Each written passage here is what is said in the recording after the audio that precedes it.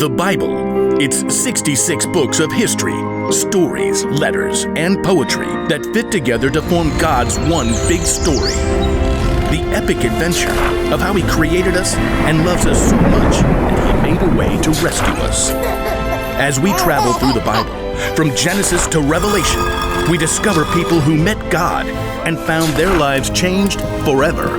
Now, for an amazing story, inspired by the book of Ephesians, chapter 4, verse 29. There's an old saying you might have heard before. Sticks and stones may break my bones, but words will never hurt me.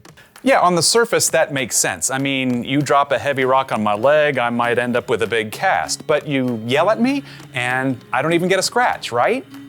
Well, it's a little more complicated than that, as we're about to discover in a letter from the Apostle Paul to the church in Ephesus. Let's see. What are the most important things they need to know? Paul had spent years teaching the church in Ephesus, but now he was in prison. So he wanted to remind the Ephesians what God had done for them and how it should change the way they treated each other, especially when it came to their words. Don't let any evil talk come out of your mouths. Say only what will help to build others up and meet their needs. Then what you say will help those who listen. Your words are strong and powerful. They can make an incredible impact on the people around you, whether that's for good or not. Let's imagine what it might look like if we could actually see our words.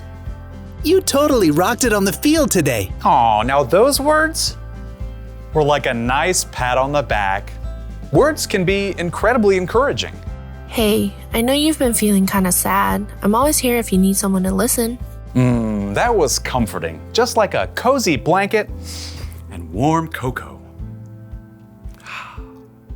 But we don't always use our wordy superpowers for good.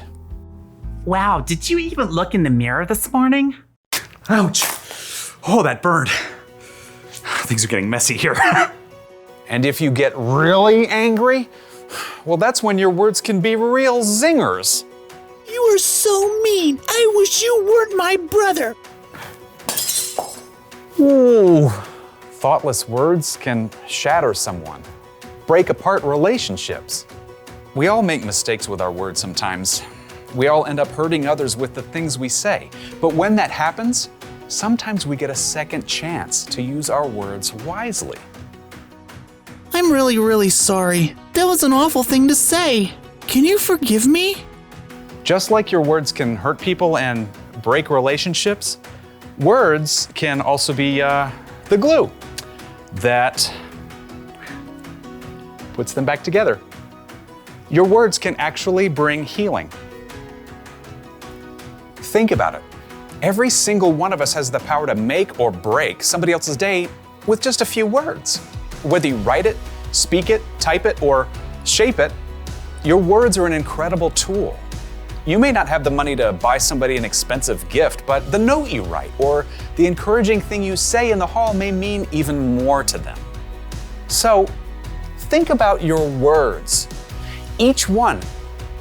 Weigh them carefully.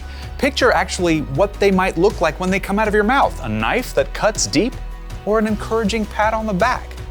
Remember, Paul believed our words are so important to God that he wrote about it from prison. Don't let any evil talk come out of your mouths. Say only what will help to build others up and meet their needs. Then, what you say will help those who listen.